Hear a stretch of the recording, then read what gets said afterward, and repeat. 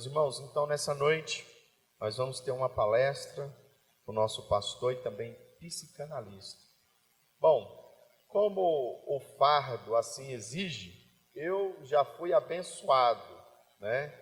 E ganhei do pastor o livro cujo ele é autor, né? Eu não sei se isso é fazer figa com vocês, mas eu sei que vocês vão poder aproveitar. Eu acredito que ele trouxe livros para que os irmãos possam aproveitar, né? É importante. Irmãos, eu sou um pouco leigo quanto a essa área na parte teológica, mas eu acredito que nós não temos muitos pastores falando a respeito desse tema. Então aproveitem, nós temos aqui uma oportunidade ímpar. Amém, meus irmãos? Glória a Deus. Eu já quero aproveitar, chamar o pastor e dizer que o senhor fique à vontade. Aqui mesmo, acho que vai ser bênção para o senhor. Deus abençoe. Graça e paz, amados. É um prazer estar com os irmãos aqui, o pastor Alencar. Eu conheço ele já há algum tempo, nós já cantamos juntos em outro momento. Homem de Deus. Até hoje nunca ouvi ninguém falar mal dele. Tá? Então, assim, vocês estão muito bem assessorados aí. Então, de parabéns também pelo templo, a instalação, tudo chique, né? Muito bem acomodado. Mas o nosso propósito aqui, eu sou o pastor Carlos Herta, eu tenho 32 anos de ministério, aproximadamente, desde os meus 19, já estou com 50 e alguma coisa, né? 53 anos. Minha esposa, a pastora Delma, ela também é pastora, bacharel em teologia, psicanalista também, psicopedagoga. E eu sou bacharel em teologia, psicanalista, terapeuta familiar. Tá? A gente quer começar essa palestra porque inclusive, eu escrevi esse livro, Psicanálise e Vida Cristã. A proposta do livro, e também a proposta exatamente para apoiar um pouco mais a palestra, numa proposta de conscientização das igrejas, dos pastores, para a gente desmistificar algumas questões que são muito sensíveis no que diz respeito à questão da religião, né, ou religiosidade, e da ciência, pura e simplesmente. Primeiro, para a gente entender, é preciso a gente separar ou distinguir rapidamente, em alguns 3 minutinhos, qual é a diferença entre um psicanalista, um psicólogo e um psiquiatra. São 3 áreas que se complementam, não brigam entre si, mas cada um tem a sua competência. E, invariavelmente, por exemplo, em nosso gabinete, consultório, eu e Delma, nós atendemos pessoas que estão sendo acompanhadas por psicólogos e por psiquiatras. Ou seja, o psiquiatra não se trata de ser mais ou menos importante, mas é o que faz o acompanhamento da mente. Geralmente são neurologistas, médicos formados, especializados em psicologia, e que vão saber como medicar, ou seja, usando medicamentos. Aí ele vai usar o ansiolítico, ele vai usar os medicamentos para cuidar do humor, para evitar crises.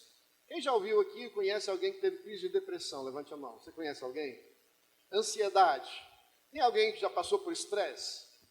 Então, nós estamos falando dessas enfermidades da modernidade. Começa com estresse, ansiedade, chega a uma depressão, às vezes uma depressão profunda, e você vai ver o crente está desanimado, está em casa, não quer ir para a igreja, não quer mais ler a Bíblia.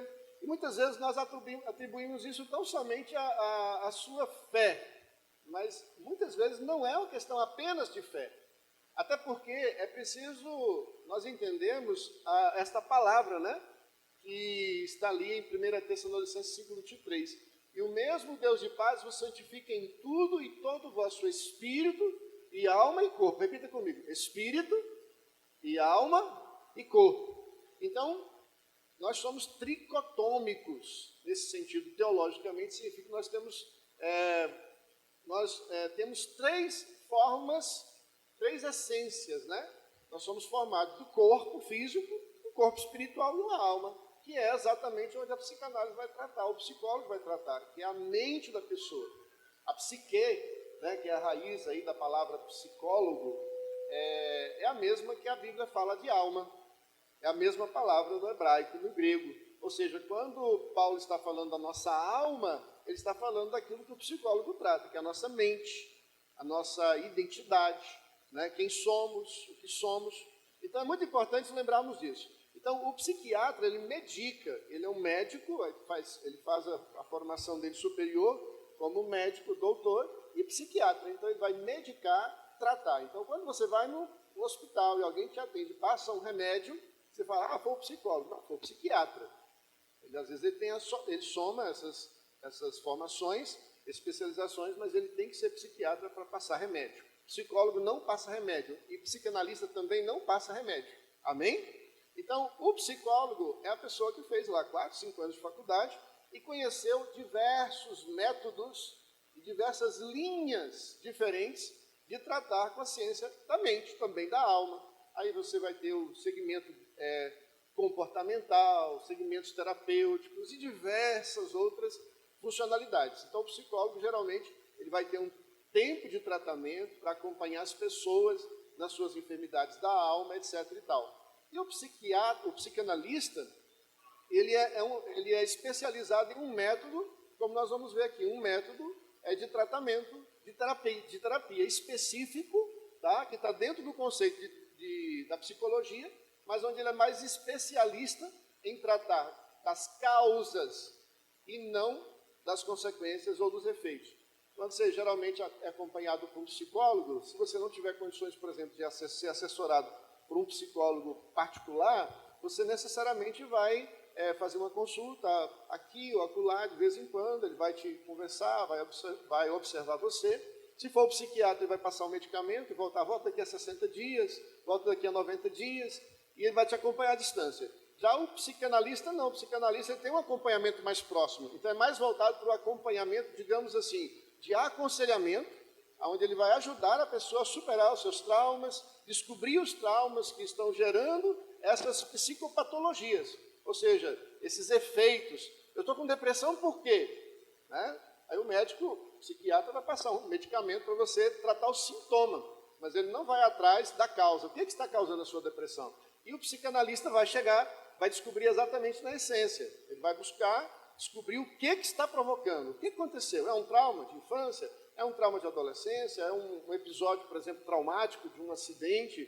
O que foi que aconteceu que gerou esse problema, esse medo? Quantas pessoas comparecem, por exemplo, hoje com síndrome de pânico? Você conhece alguém com síndrome de pânico? Né? Já ouviu? Já conheceu? É uma coisa que aparentemente o crente não deveria ter síndrome de pânico. Não é isso? O nosso conceito básico de fé não caberia isso. Né? Porque nós somos fortes, vigorosos, valentes, corajosos. E quando o crente passa por um momento desse, uma profunda depressão, chega a uma síndrome de pânico, por exemplo, a fé dele, irmãos, fica totalmente atingida. Porque ele olha para si, ele está deprimido, ele está triste, ele não consegue ter forças, ele vai no médico, o médico passa remédio para ele, o psiquiatra passa remédio, aí a situação dele piora, porque evita problema imediato, mas ao mesmo tempo gera uma dependência daquele medicamento, e a fé dele vai ficando cada vez mais fraca. E muitas vezes, aí, pastor Alencar, a gente que é líder, nós somos pastores e líderes de igreja, eu sou pastor desde esses 30 e poucos anos, a gente fica limitado.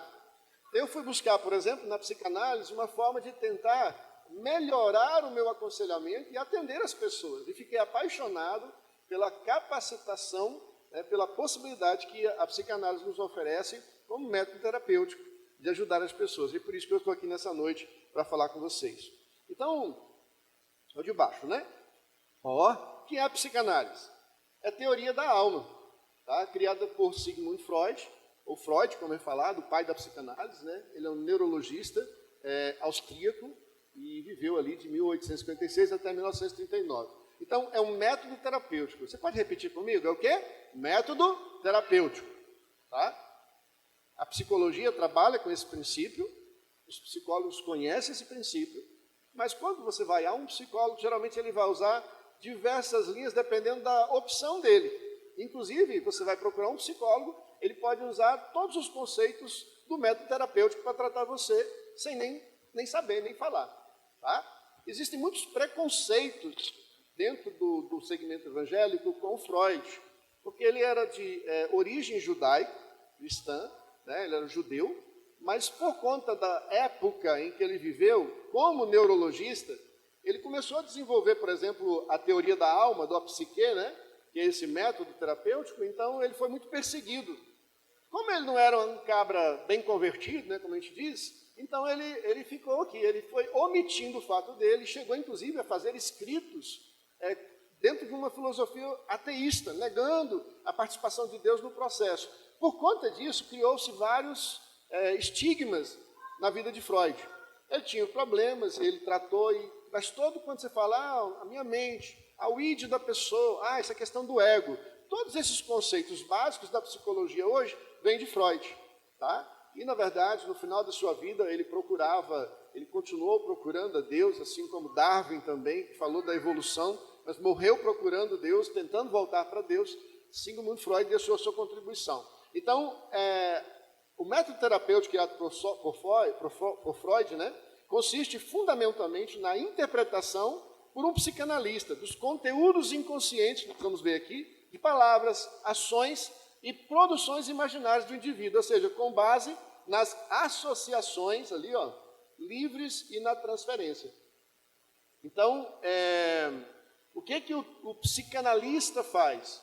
Ele vai, através de um método de terapia, através de várias avaliações subjetivas e objetivas psicológicas, ele vai chegar a descobrir o que está acontecendo, o que provoca aquela crise de ansiedade, né? Aquela insegurança, aquele medo, aquele temor, que de repente a gente ora ao Senhor e não consegue vencer, a gente passa pelo irmão que ora de libertação e não consegue resolver. Então, se lá na oração da libertação não resolveu, o pastor aconselhou, não ajudou, então tem alguma outra coisa que está atrapalhando. Nem sempre, irmãos, e aqui a gente tenta desmistificar isso, senão a gente poderia entender que uma pessoa, quando está passando por depressão, é porque ela está endemoniada, e não é esse caso. Muitas vezes, nós temos hoje, você tem acompanhado as manchetes na televisão, nos nossos WhatsApps, né? Pastores, pastoras, líderes de louvor, pessoas importantes no meio evangélico se matando, pessoas tirando sua vida, pessoas pegando licença, entrando em depressão profunda. Isso tem sido uma realidade em nosso meio. Ok, vamos passar aqui. Opa, isso. Então, a psicanálise da vida cristã aqui, nós estamos mostrando o quê? Aquela ideia da divisão, né, da mente. Olha só como que Deus é maravilhoso, né? Tudo na natureza tem três, né? Corpo, alma, espírito. Tudo se você dividir vai dar três, né? Então, aqui também não é diferente, Freud fez essa grande descoberta que até hoje é a base da psicologia, da compreensão do inconsciente. Então ele coloca ali o id, que é o inconsciente, como se fosse a figura do cavalo, né? O ego, que é o pré-consciente, como o cavaleiro, ou seja, ele que controla, e tem o superego, que são as rédeas do cavalo. Então é como se o nosso ser interior, nossa mente, né, o nosso conteúdo subjetivo fosse dividido dessa forma. Uma outra imagem que vai ajudar mais, essa é mais clássica, né? É esta aqui, por exemplo, do consciente, que está na ponta do iceberg, está vendo? O iceberg é isso, geralmente, né, tanto no sul quanto no norte do nosso globo, tem icebergs. Então aqui, a geleira, né? Famosas geleiras. Uma pontinha aqui, isso aqui, significa, representa na psicologia a nossa parte consciente, que é o que a gente tem consciência das nossas informações. É o que você lembra, as informações que você está estudando, que o pastor pregou, a mensagem, o que você gravou, o que você memorizou da Bíblia, está tudo aqui no consciente. Então ali tem os pensamentos, organização, planejamento, contagem, razão. No subconsciente é que agem o quê? A memória, das memórias mais profundas, ou seja, intermediárias, ou pré-consciente, que é os fundamentos e lembranças. Nessa parte aqui, é exatamente quando você, por exemplo, você acorda, né, todos os dias, aí você lembra que você está naquele determinado ano, você tem tantos anos, que a sua esposa, o seu namorado, ou você trabalha, você tem aquela profissão. Isso aqui é o consciente, mas quando você dorme, isso aqui fica o quê? Submerso, tudo descansando. Tanto é que você pega uma pessoa, às vezes, que acorda durante a noite, e durante alguns segundos ela não sabe quem é o que está fazendo ali. O choque dela é tentar trazer o subconsciente para o consciente. Agora, interessante que a psicanálise, e aí a psicologia ensina sobre isso, é que muitas vezes, o que nós não temos acesso? Nós não temos acesso ao inconsciente, em geral.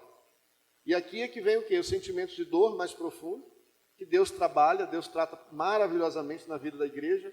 Nós somos o povo mais sadio da terra, é o povo de Deus. Mas ainda assim tem dores, tem tristezas, angústia, desgosto, felicidade, prazer, desejo, antecipação também, surpresa. Inconsciente. Olha o tanto de informação.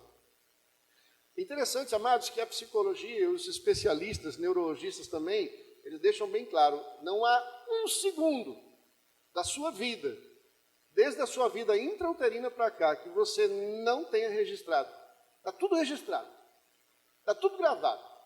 Todas as oportunidades. Quando a gente vai pregar, né, falando aqui de salvação, a gente pode deixar isso lançado em rosto das pessoas. Todos os desafios e convites que foram feitos para a pessoa tomar a decisão ao lado de Cristo, está tudo registrado no nosso inconsciente.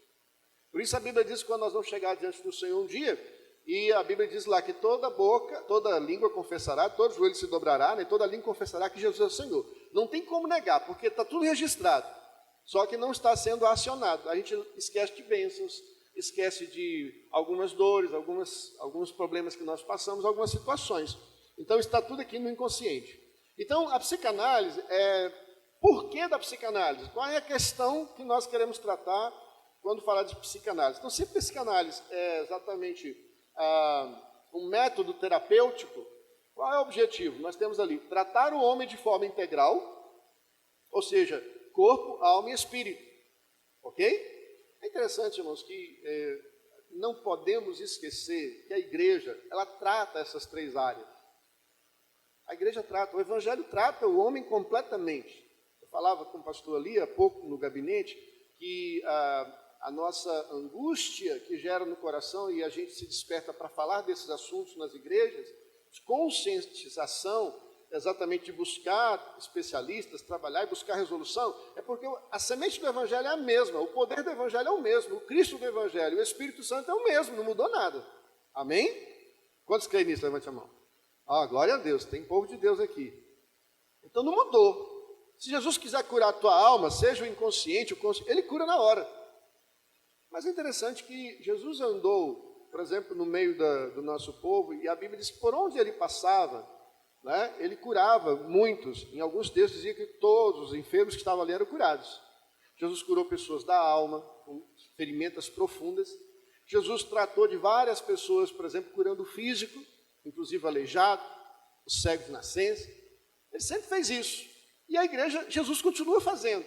Mas mesmo na época de Jesus, muitas pessoas ficaram sem ser curadas. Muitas pessoas continuaram com seus traumas, com seus problemas. Muitas pessoas, inclusive, rejeitaram até o evangelho. Então, não significa porque a igreja tem a mensagem que ela vai alcançar todos. Senão o Brasil já seria todo do Senhor Jesus. E nós somos hoje em torno de 30% apenas da população. Mais de 70% da nossa população ainda não entregou sua vida a Jesus, não pode dizer que é um salvo em Cristo Jesus. E desses 30 e poucos por cento, nós estamos vendo essa igreja que nós conhecemos hoje. Igreja inclusiva, igreja cheia de problemas, igreja convivendo com pecado, né? E um grupo de crentes tentando remando contra a maré, né? Que eu acredito que está aqui, a igreja está ali, vamos servir ao Senhor, vamos ser fortes, vamos seguir, porque Jesus é a nossa esperança. Então, nós continuamos firmes nesse propósito. Agora, é curioso, descobrir a razão das disfunções que estão acontecendo em nossas vidas. Algumas pessoas, irmãos, por exemplo, têm facilidade para mentir. A Bíblia diz que quando nós nos convertemos, aquele que mentia, não minta mais. Mas por que uma pessoa se converte, vai para a igreja, e às vezes ele continua mentindo? Aí a gente vai lá, passa pelo Ministério de Libertação, né? No início expulsa uns caburezinhos lá, a gente diz o crente está livre, o cara está bom. Mas ele continua no secreto, na vida dele, no trabalho, escondido da igreja, mentindo. Por que ele está mentindo? Jesus já não entrou, já não mudou? Mas é porque o caráter dele, a alma dele, a mente dele está mal habituada. Tem alguma coisa, às vezes lá atrás, ele criou isso como mecanismo de defesa. E ele não deixa o evangelho acessá-lo. Ele resiste naquela área, né? A gente vai falar exatamente o que é uma área de resistência, uma fortaleza. aí vai para o seminário de libertação, vai para o ministério de cura, a gente trata, e a pessoa vai ficando desesperada, porque ela vai sendo tratada, vai sendo confrontada e não resolve o problema. E às vezes vai chegar no psicanalista e não vai resolver o problema. Mas quando chega no psicanalista, a abordagem que vai ser dada será uma abordagem diferenciada, sem o julgamento, sem a condenação. Né? No meu gabinete, por exemplo, eu atendo pessoas que, hoje, jovens, por exemplo, que são do nosso contexto cristão, que vivem em homossexualidade. E eles acham que isso é natural. Foram convencidos por alguém. E no gabinete eu não posso, no consultório eu não posso convencê-lo do contrário. Eu tenho que respeitar o sentimento dele, descobrir o porquê que ele tem aquela convicção, por que a crença dele no cristianismo não bate com a crença que está sendo ensinada. Onde está a distorção? Por que ele está... O que foi que mudou nele? É apenas rebeldia? Amados, eu vejo o sofrimento de algumas pessoas lutando contra os seus desejos e chegam no gabinete e falam assim, mas eu não quero ser desse jeito. A vontade que dá de pegar e orar nele. Esse capítulo não pode. Como psicanalista eu não posso. Eu vou ter que entender o sofrimento dele, descobrir o porquê, aonde foi que gerou-se aquele trauma, aquela fortaleza, tecnicamente falando, aquele trauma, e que gatilho está disparando aquele sentimento porque ele não consegue controlar o desejo. Isso cada dia mais comum nas nossas igrejas hoje. Descobrir a causa e não apenas tratar os sintomas, que o psicólogo, na grande maioria, com todo respeito, talvez tenha, não sei se tem algum psicólogo aqui, sempre há um conflito entre o psicólogo e o psicanalista. Um não gosta muito do outro, não das pessoas, mas da profissão, né? Porque o psicólogo estuda mais, o psicanalista estuda menos tempo, né? Mas o psicólogo estuda muita coisa, o psicanalista foca mais, é mais especialista, mais prático. Então, ele se especializa num método de terapia, que é a terapia psicanalítica. Então, a psicanálise ela vai direto à fonte, a gente quer saber o que está gerando problema na vida daquela pessoa. Por exemplo, pessoas que não têm atitude. O pastor senta, conversa, aí os homens fazem encontro, estuda, traz palestrante, anos e anos na igreja, mas a pessoa não toma atitude, não muda comportamento. Se converte, é uma bênção, todo mundo sabe que ele é crente, mas ele não muda o comportamento dele. O que está acontecendo com ele? Às vezes ele tem algum problema, alguma síndrome, que pode ser determinada por um laudo psicanalista, e aí sim, sendo trabalhado, ele pode ser corrigido isso de forma profissional. Enquanto muitas vezes a pessoa está ali sofrendo porque ela se vê como uma pessoa amaldiçoada, e nem necessariamente é. Hoje nós temos várias síndromes, por exemplo, que estão afetando pessoas dentro da nossa igreja, da comunidade, fora, de todos os lados. A maioria, por exemplo, das pessoas que vão para mutilação, automutilação, tentando se matar, tentativas de suicídio é o que eu mais recebo no meu gabinete hoje, no meu consultório. Jovens que têm uma vida pela frente, 17, 16. Eu tinha um paciente que eu estava tratando, ainda acompanhei ele, desde os 7 anos, ele tem 18 hoje. Pastor, 7 anos. Desde os 7 anos ele pensa em suicídio. Nascido dentro de uma igreja, criado, filho de pastor. Como pode?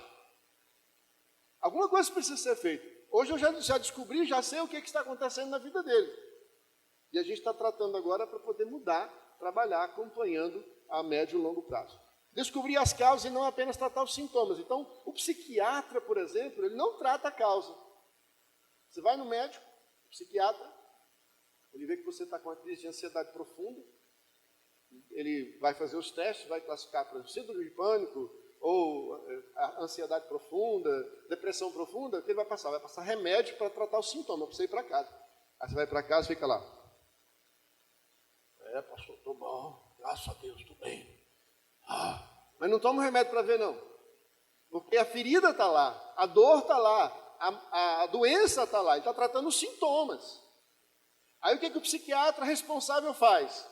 Eu recebi várias pessoas assim, um deles, um jovem de aproximadamente 15 anos, o pai levou no psiquiatra, ele estava entrando numa profunda depressão, chegou a pensar em suicídio, o pai dele percebeu isso e levou para o psiquiatra. O psiquiatra, amigo da família, falou com ele assim, falou, fulano, ó, o caso do teu filho não é comigo. Eu vou passar um remédio para ele, um ansiolítico e um controlador de humor, para ele poder tomar durante os dias, mas leva ele ou para um psicólogo ou para um psicanalista. Coisa dele é problema tranquilo de resolver, mas não é minha competência. Eu vou passar o remédio, mas leve ele. E aí que vem o grande perigo, é que remédios ansiolíticos usados a médio e longo prazo causam problemas, por exemplo, de ataque cardíaco, ameaças de derrame de AVC.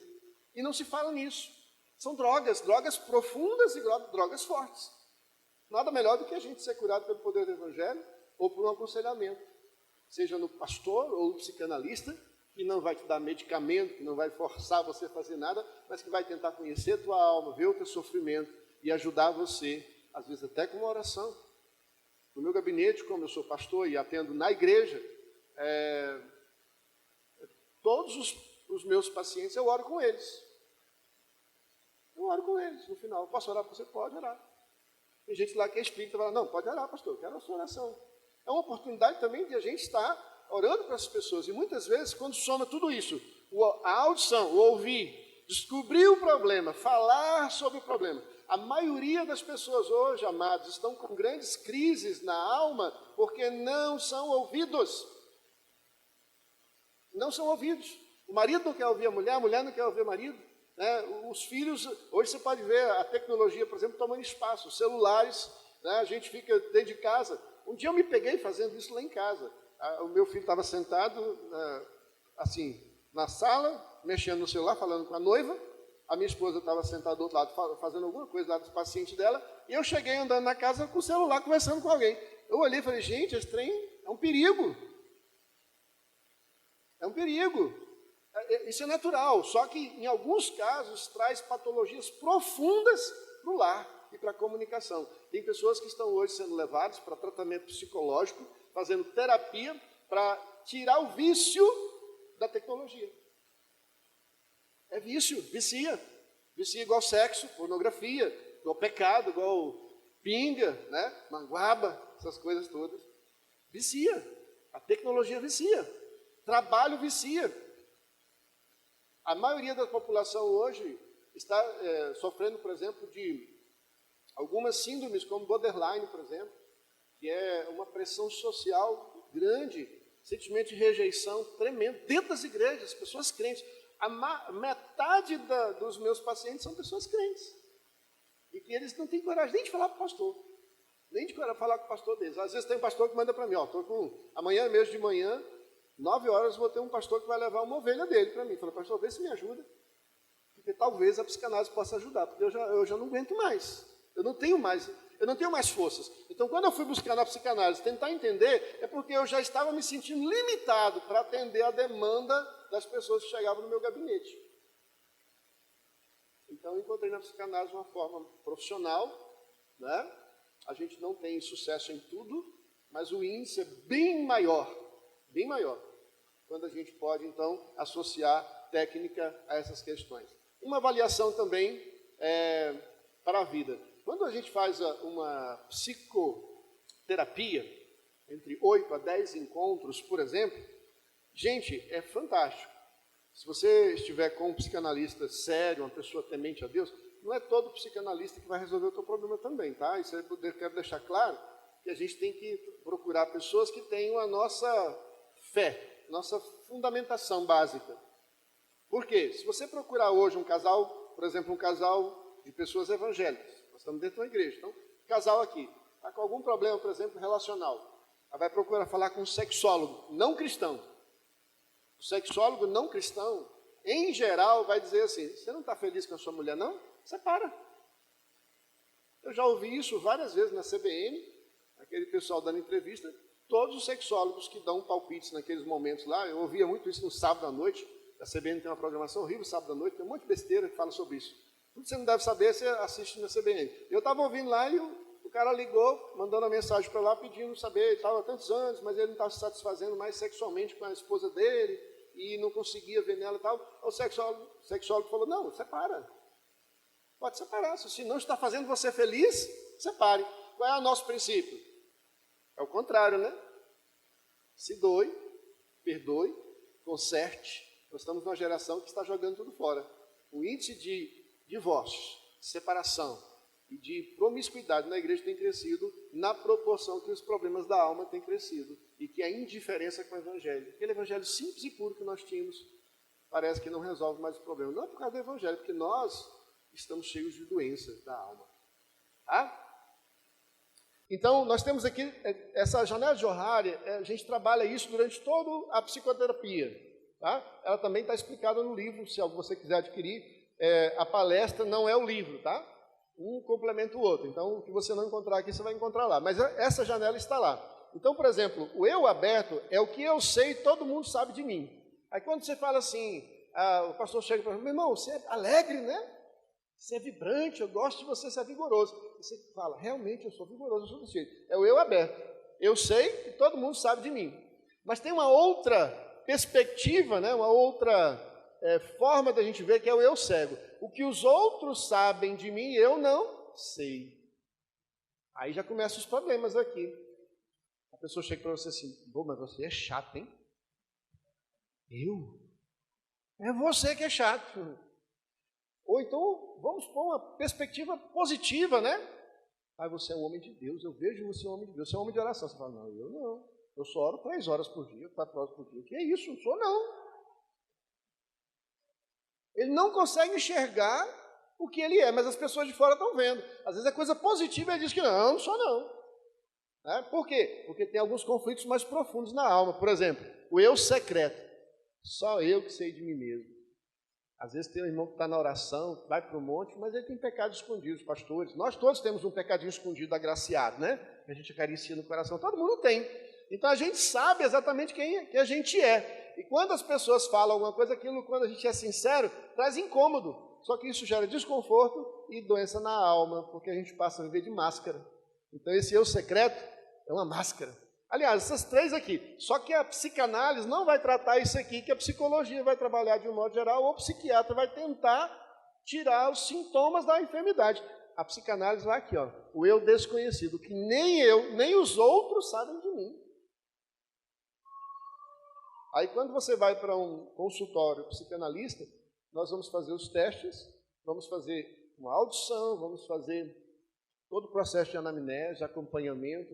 Vamos gastar ali algum tempo ouvindo, observando, anotando, fazendo uma análise livre de tudo que estamos vendo à base da psicologia, dos princípios do id, ego, superego, de toda a compreensão do seu interior. Depois nós vamos dar um diagnóstico. E esse diagnóstico geralmente é um confrontamento. Aonde quando você se assenta, do jeito que você chega, do jeito que você olha. Você sabia que, por exemplo, a sua caligrafia revela a sua personalidade? A forma como você senta. Então, quando eu sento, por exemplo, a pessoa senta perto de mim, eu já sei o que ela está mentindo. A gente já sabe se ela está falando a verdade. Sabe aquela história, por exemplo, eu gosto de brincar o seguinte, quem precisa fazer psicanálise? Quem acha que precisa fazer psicanálise aqui? Quem acha que não precisa? Levante a mão. Tem corajosos aqui. Mas, os que mais precisam fazer psicanálise é quem exatamente nega que precisa. Eu sou conselheiro de casais há vários anos. E quando você tem conflito na igreja, o pastor Alencar sabe disso. Quando chega um conflito na igreja, né? E 2 pessoas chegam e um fala assim, pastor, eu estou errado, fulano está certo. Falou, não, é culpa dele mesmo, pastor. Ele que é errado. A gente já sabe quem está errado, né? É o acusador, né? Geralmente é o acusador. Pastor, o irmão não me perdoa. Pastor, esse irmão é um irmão difícil. Esse homem é chato. Sabe quando a gente fala... Eu sou chato. Porque muitas vezes eu falo, moço, mas você é chato, hein? Quando você começa a apontar para os outros, é porque você é. Então, o ser humano, geralmente, ele fala do que ele é, ele migra e lança para os outros, projeta nos outros seus defeitos e suas falhas. Quando a gente aprende esses princípios de como funciona a mente humana, fica mais fácil entender. E aí o eu desconhecido é isso aqui. Eu nem os outros sabem de mim. Esse é o alvo da psicanálise. Então, quando a gente trata uma pessoa, a gente vai ter confrontamento, vai ter problema. Tá? Tanto é que a primeira análise, a primeira sessão que a gente faz, a primeira consulta, é uma consulta de conquista de confiança. Onde a gente esclarece isso aqui para o paciente. Você vai ser confrontado. Gente, eu sou pastor há 30 e poucos anos. Tem ovelha na minha igreja, na sua igreja aqui não tem esse problema, pastor, mas na minha tem. Se eu falar que ele está em pecado, ele sai da igreja. Você já viu isso em algum lugar? Você acredita que tem isso em alguma igreja? Mas tem. Aqui não, mas na minha igreja tem. Se eu falar para ele, irmão, você está em pecado, eu vou pôr em disciplina, ele sai da porta, não volta mais. E aí? Tem problema na alma ou não tem? Se eu não aceito ser submisso a ninguém. Não, alguns dizem assim, não, mas eu sou, como Pedro, né? Como diz lá, eu sou de Pedro, eu sou de Paulo, né? Paulo escrevendo lá fala sobre isso. E alguns dizem assim, não, eu não sou nem de Pedro nem de Paulo, eu sou de Jesus. Viu, pastor? Não obedeço o Senhor, não, obedeço a Jesus. Mas Jesus mandou obedecer o pastor, a amar os irmãos, suportar os irmãos, perdoar os irmãos, aceitar os irmãos do jeito que eles são. E aí eu não aceito. Quem é o rebelde na história? São os irmãos, o pastor, a igreja? Não sou eu. Então, nem eu, nem os outros. Isso aqui é o alvo da psicanálise. O eu desconhecido seu vai ser conhecido, vai ser revelado. Isso depende do nível, depende do tempo de tratamento. Mas quanto mais tempo você ficar sendo acompanhado, mais o seu psicanalista vai conhecer de você. É como também o relacionamento conjugal parte por esse princípio. Ok, quais são as características da personalidade madura, né? Primeiro, segurança emocional. Ou seja, nós somos criados para termos, nós precisamos ter segurança emocional, equilíbrio das nossas psique, que é a alma, das nossas emoções. Uma pessoa sem isso, ela não tem uma personalidade madura. Nós estamos vendo hoje o índice, o maior índice na história, no Brasil, nós estamos vivenciando isso, de homens que não têm o seu papel sacerdotal. Porque o homem sempre amadureceu mais lento do que a mulher. As mulheres sempre amadurecem mais rápido, por causa do processo, por exemplo, de puberdade, do processo de se tornar mãe, né? Geralmente era muito tradicional no Brasil, um homem mais velho com uma moça mais nova. Então a mulher sempre tem essa característica, e ela é mais resistente à enfermidade, às adaptações, tanto é que a mulher vive mais do que o homem. É natural, isso é biológico e psicológico. Só que hoje nós estamos vendo homens velhos com personalidade de criança, dentro das nossas igrejas. Aqui eu sei que não tem isso, pastor, mas lá na minha igreja eu tenho. Homem com 60 anos, que você não pode falar nada. Eu sou pobre demais, eu não aguento, o pessoal está me maltratando. Como é que pode? Um homem de 60 anos, 50 anos chorando. Não é chorão por causa da graça, da presença, da unção de Deus, não. Chorão porque está se sentindo discriminado por qualquer coisa, não pode falar nada. Já viu isso? Nível de infantilidade atingindo os nossos jovens. Aí você pega jovens hoje, adolescentes, estão se casando, estão se tornando pais, se tornando mães, mas não tem maturidade para nada. A gente escandaliza quando vê uma pessoa que abandona uma criança, mas uma criança abandona outra criança. Agora um adulto não. Mas nós estamos vendo as pessoas hoje. A liberdade sexual que está rolando aí fora, e os pastores parecem que estão nadando contra a maré, a igreja parece que está subindo a cachoeira a nado. Porque essa é a sensação, não é mais maré, não, é subir na cachoeira a nado, tentando flutuar contra uma enxurrada, tonelada e tonelada de água caindo em cima da cabeça da gente, porque nós estamos simplesmente, não somos desse mundo mais, irmãos. Falar de virgindade na igreja, falar de relacionamento, de casamento, tem gente na igreja, aqui não tem esse problema, mas lá na minha igreja sempre aparece um pessoal lá. Tinha gente lá que só falou assim, se casar, meu irmão, não, pastor, vou casar não, se eu casar a coisa atrapalha, depois de casar, não, está bem assim, tem 10 anos nós estamos juntos, a gente se converteu, a gente quer ficar na igreja amaziado, unido, com filho, mas sem casar, e tão travado na mente que se casar, não funciona, é desse jeito, mas autoaceitação, percepção da realidade e aceitação dos fatos, tem pessoas que não aceitam os fatos. Tem cabra que está na igreja, tem mano que está na igreja, irmãos, servos de Deus, estão na igreja, irmãos, e não estão vendo a mão de Deus pesar. Por exemplo, a Bíblia fala que você tem que lançar o teu pão nas águas, né? Sobre as águas, esperar, quem sabe, de manhã ou de tarde, vai vir. Ou você semeia, você vai colher. Se você semear muito, você vai colher muito. Se você não semear nada, aí tem cabra que vai assim, Senhor, manda emprego. Aí o pastor vai lá, corre, aqui não tem esse problema, mas lá na igreja tem. A gente vai, arruma um serviço para um cabra.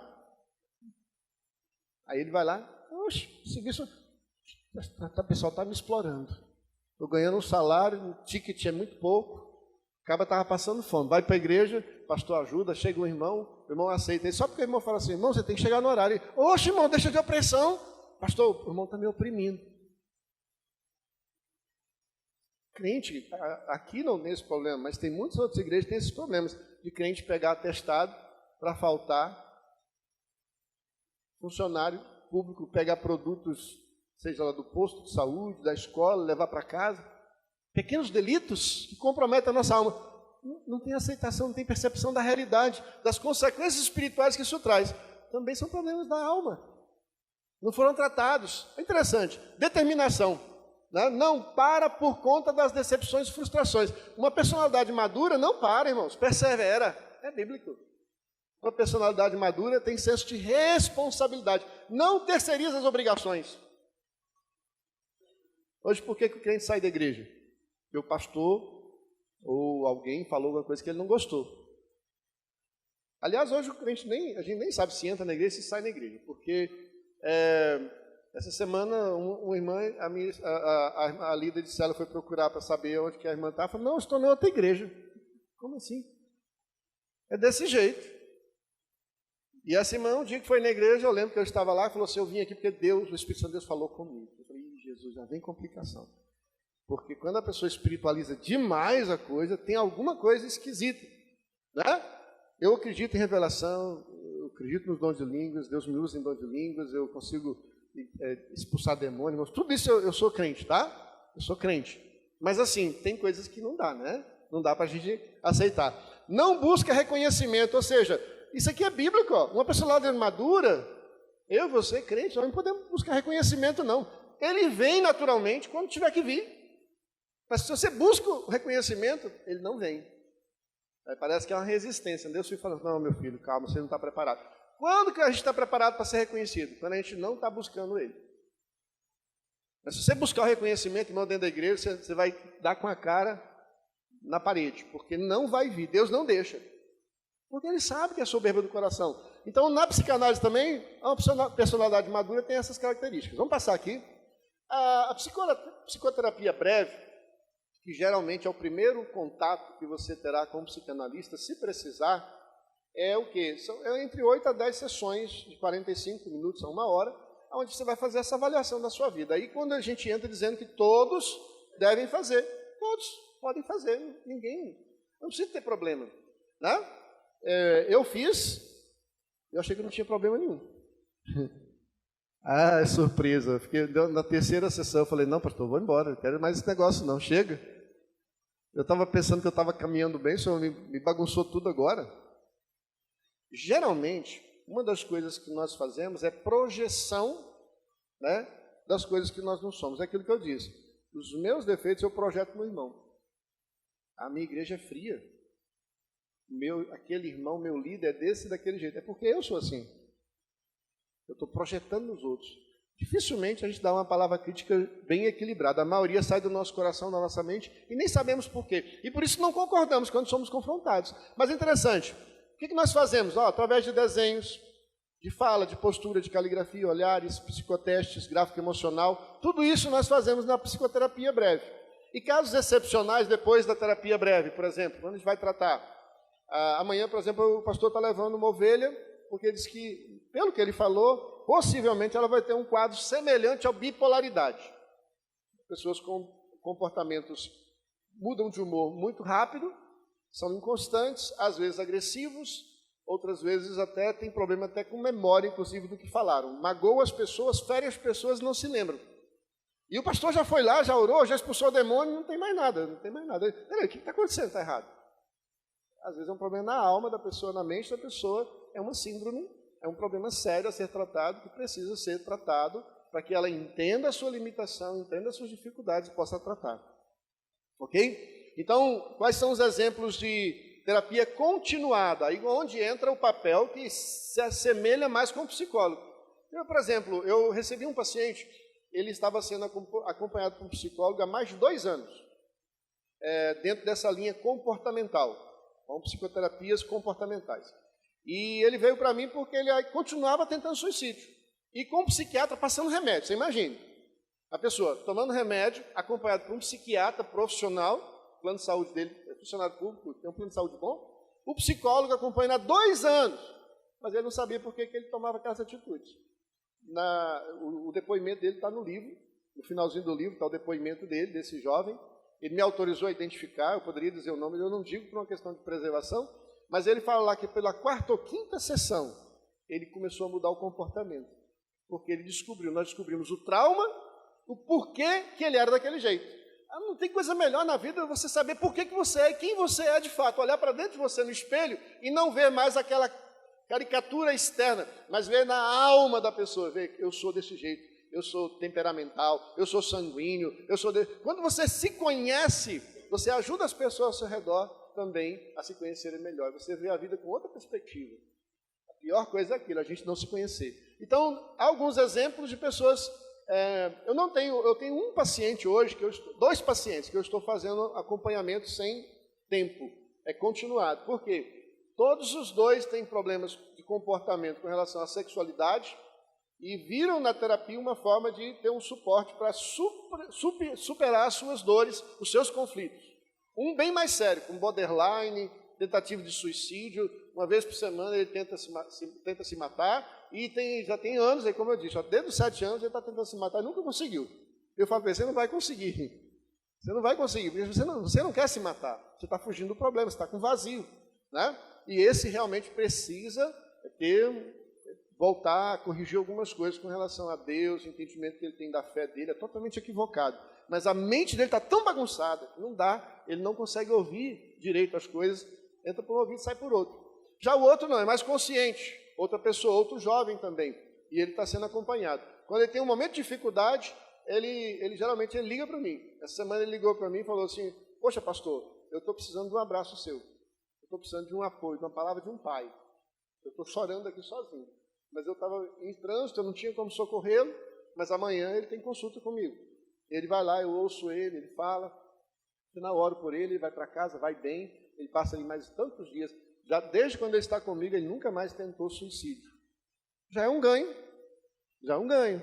Alguns vão ser resolvidos com 3 ou 4 sessões. Eu vou dar a palavra já para a pastora Delma, dar uma palavra, que ela também é psicanalista comigo, e ela tem uma palavra muito bonita também na área de psicopedagogia.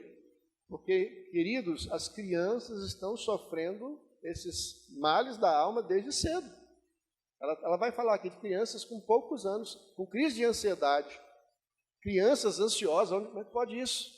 Crianças tendo bloqueios e questões de que uma sessão ela resolveu o problema. Simplesmente, né? Ela sentou, conversou, resolveu o problema, mudou o comportamento, mudou a atitude. Ela vai compartilhar isso já. Então, quais são os exemplos que precisam? Aprofundar tratamento de problemas detectados, tratar transtornos comportamentais mais sérios e graves. Alguns problemas, amados, é um trauma que eu tive. Tem gente que fica perseguido por um sonho, por exemplo, adolescência, é muito típico isso, né? São confrontos internos que a pessoa passa, e às vezes ela externaliza isso, uma forma de agir. Quando chega para o psiquiatra vai passar um remédio para ela suprimir aqueles sentimentos e viver a vida dela dopada. Se for para um psicólogo, vai levar 2, 3 anos acompanhando, como desse rapaz. 2 anos não tinha resolvido. Com 5 sessões nós descobrimos o problema, a causa, o trauma, o gatilho, o que fazia ele ter aquele problema. O que ele faz? Hoje ele é chefe da seção dele, ele tinha pavor. Ele é funcionário público, amados. Todo mundo quer ser funcionário público. E eu falei para ele assim, ele estava infeliz com o trabalho dele, problema de nível de profissional, e ao final do tratamento, quando eu liberei ele continuou tomando remédio, mas hoje ele não tem crise, não tem vontade, pensamento de suicídio, ele assumiu a postura de chefe, mudou a vida dele, deu uma guinada, ele estava endividado, ele não se conseguia, ele foi lá vender o carro, resolveu os problemas, hoje ele está feliz. Fiquei sabendo ontem, por exemplo, por um parente dele que tinha me indicado ele foi um dos primeiros pacientes que eu tratei. Até hoje, ele não teve crise suicida, não tem pensamento de suicídio. Está na igreja, firme lá com Jesus, mas ele tem um problema na mente dele para ser tratado, um trauma. Mas agora ele já sabe qual é o trauma, ele já sabe qual é a ferida, ele já sabe o que está provocando aquela reação e o que provoca. Amados, ele tinha equivalente a síndrome de pânico, ele ficava em pânico quando tinha que trabalhar. Mas é por quê? Porque havia um bloqueio na vida dele. Né? Jesus poderia ter resolvido uma oração? Poderia. Mas para isso que tem os psicanalistas e os profissionais, né? Deus tem os seus propósitos e a gente não pode questioná-lo nesse sentido. Tratar a crise de gêneros aqui. Já ouviu falar dessa questão de cura gay, né? Está mais ou menos aqui, ó. Tratar crise de gêneros. É possível, irmãos. É possível, tá? Uma pessoa que teve comportamento homossexual voltar a ter um comportamento heterossexual. Se tiver alguma menina, algum rapaz, algum moço, algum irmão aqui, tem esse problema, tem cura, irmãos. Tem cura, tá? Às vezes não é só questão espiritual com demônios, não. Não é só a pombagira que está fazendo o trabalho dela, não. Às vezes tem uma coisa mais profunda, arraigada, comportamental, um trauma de infância.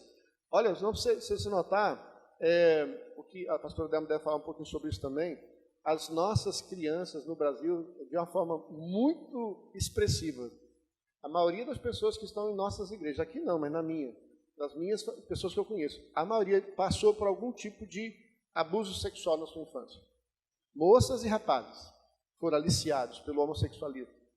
Experiências que todos nós passamos no dia a dia, simples, quando criança, descobrindo sexualidade, para alguns são traumas profundos que não são resolvidos no dia a dia, na aparência das coisas bem. Ela precisa ser tratada especificamente naquela área.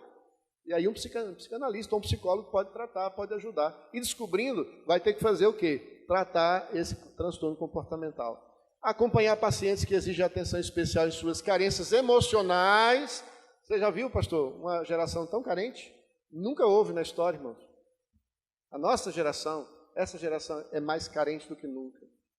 Carente emocional. Nós queremos a atenção do pastor, nós queremos a atenção do líder. Se o pastor não visitar, a gente sai da igreja. Se o irmão não olhou para a gente, atravessou, a gente já fica com o coração fechado. Nós estamos doentes da alma, dentro das nossas igrejas. Tá? Por isso que a gente muitas vezes entra no culto e sai vazio. Assim, aqui eu sei que não tem esse problema, mas na minha igreja tem. Tá? Quais são os alvos da psicoterapia, então? Autoconhecimento. Quem sou? Quem gostaria de ser? Quais sentimentos e medos e frustrações eu estou vivenciando? Tá? Outra questão, autoconsciência. Quais são as ações, decisões e escolhas e impulsividade que eu tenho? Quem eu sou? Ok. Crescimento pessoal. Meu comportamento, minha confiança e minha sexualidade. Eu sou bem resolvido nessas questões?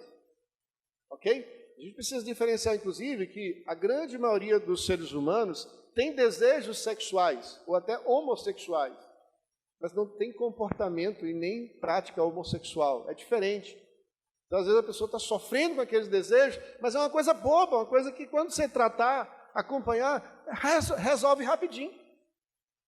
E a pessoa sofre a vida inteira. Outra questão, julgamento amoral. Aqui, o psicanalista não entra no julgamento, por exemplo, preconceito, né? É claro que eu vou tratar com o paciente, como pastor, como irmão lá no gabinete, eu vou tratar daquela pessoa que de repente tem os seus comportamentos equivocados, nós vamos tratar, mas de uma forma profissional, né? Isso vai ajudá-lo. Qualidade de vida, busca de equilíbrio também psíquico, emocional e espiritual. Nós precisamos buscar, isso está na Bíblia, isso aqui tudo está na Bíblia, essas recomendações, ok? Vamos lá. Quais são os principais mecanismos de defesa? E aqui eu vou falar rapidamente e depois passar para a Delma falar 10 minutinhos. Então, nós temos aqui negação, repressão, regressão, deslocamento, projeção, formação reativa, intelectualização, racionalização, sublimação, identificação, fuga, compensação. Geralmente, não dá para eu gastar tempo falando isso aqui sobre cada uma delas, mas, por exemplo, o mais simples de entender é negação. Né? A pessoa está fazendo a coisa errada, mas nega. Nega. Não, mas você não poderia fazer tal coisa. O pastor chega, exorta, o irmão, né, líder, exorta ele. Não, mas eu não sou assim não, pastor. O senhor está me acusando de uma coisa que eu não sou. Mas, irmão, todo mundo... Irmãos, deixa eu falar uma coisa para você assim, ó. Se uma pessoa fala uma coisa de você, tudo bem, beleza. Fala bem ou mal de você, tudo bem, não fique preocupado não, tranquilo. Se duas pessoas falam bem ou mal de você, em alguma área da tua vida, e diz que você é desse jeito, tá bom, né? Dá para relevar. 3 pessoas, mas quando 10 pessoas, 15 pessoas falam a mesma coisa, preste atenção, alguma coisa está errada em você. Não pode ser as pessoas do seu redor. Sabe o que tem acontecido muito isso na prática, por exemplo? A questão do divórcio. Um exemplo bem clássico. É verdade que tem irmãs que foram injustiçadas, né, foram traídas. É verdade que tem irmãos também que foram traídos. É verdade que tem inocentes na história. Há inocentes. Mas você já notou que quem divorcia uma vez, geralmente divorcia mais do que duas? Eu conheço pastores que convivi com eles que estão no 3º casamento. O problema será que está com as esposas que ele escolheu? Com certeza não. O problema está com ele. Um pastor, no nosso conceito, não deveria nem se divorciar. Né? Mas hoje nós temos muitos pastores nos campos, de qualquer denominação, das mais conservadoras, das mais liberais, são recasados. Dá para culpar? Né? Eu fico pensando, a pessoa teve 4, 5 mulheres. Poxa, ou o cara é muito ruim de escolha, ou ele é o problema. Porque não sabe escolher, não é verdade? Você tem um desastre escolher mal uma vez na sua vida, porque era jovem. Quantos pastores passaram, líderes, membros de igreja passaram por isso? Né? Mas a gente não está julgando o mérito aqui, mas tem alguma coisa errada. Então é muito fácil negar isso aí. Pastora Delma, vem cá. Opa, vou deixar ela no outro mesmo. Chega aqui. A pastora Delma é psicanalista também, psicopedagoga, e eu pedi para ela falar aqui uns 10 minutinhos com vocês sobre algumas experiências dela. Eu não vou ter tempo para falar muito sobre isso, no gabinete, principalmente com alguns exemplos que ela vai falar aqui de resultados que a psicanálise oferece de forma muito objetiva e rápida. Né? Não é sempre, mas às vezes é uma questão rápida. Tem casos que ela vai citar aqui de uma sessão, uma conversa, resolveu o problema de uma criança que estava totalmente perdida no colégio, que a mãe levou lá e não sabia o que fazer. Paz do Senhor, irmãos. Amém? Eu vou compartilhar alguns casos aqui de crianças. Tem muitas crianças sofrendo de ansiedade e depressão. Tem um caso esse caso que o pastor falou, uma criança de 10 anos, estava com depressão profunda, terminava o culto, a gente tinha que orar por ele, porque ele falava assim que estava com vontade de morrer, que ele não queria viver mais, que a vida não tinha mais sentido, e as irmãs oravam, né, com ele, e ele tentava entender o porquê. E eu, na primeira sessão que eu fiz com ele, fiz uma única sessão com ele, e numa conversa com ele, a gente descobriu o que estava acontecendo. E o caso foi resolvido no outro dia. Né? Então, assim, a depressão dele estava profunda. E ele chorava, e eu perguntei para ele de onde vinha a tristeza. Ele, tia, eu não sei de onde vem a tristeza. Mas eu estou com aquela doença, a doença da tristeza que ele falou. Porque ele não conseguia explicar a tristeza que ele estava sentindo. Então, ele estava sentindo um vazio muito grande. 10 anos, já era batizado, ceiava conosco. E aí, em uma conversa, eu descobri o que estava acontecendo. Ele estava se sentindo rejeitado na escola. Ele tinha perdido o único amigo da igreja, que tinha ido para outra igreja. Ele estava se sentindo isolado. E aquilo foi entrando no coração dele. E ele não sabia o que fazer. Então, eu conversei com a mãe e pedi para a mãe ir lá na escola. E ele foi transferido para outra sala, onde ele conhecia um amiguinho. Ele tinha muita dificuldade de socializar, ele já tinha estudado lá na nossa escola. Muita dificuldade de socializar. Então, ele estava perdido. E a mudança da sala e a conversa da mãe e promover dentro da casa dela os amigos ir para lá, para brincar, para jogar videogame, ele, em uma única sessão, resolveu o problema dele. Né? Ele não precisou ser medicado, ele não precisou, porque ele já tinha fazer acompanhamento, e ele não precisou ser medicado. E hoje ele está bem lá, está feliz da vida, brincando, né? Já conseguiu os amiguinhos, quer dizer, a solidão que ele estava se sentindo rejeitado, e em uma única sessão a gente fez isso. Tem um caso também de uma criança com ansiedade excessiva, essa menina, 6 anos.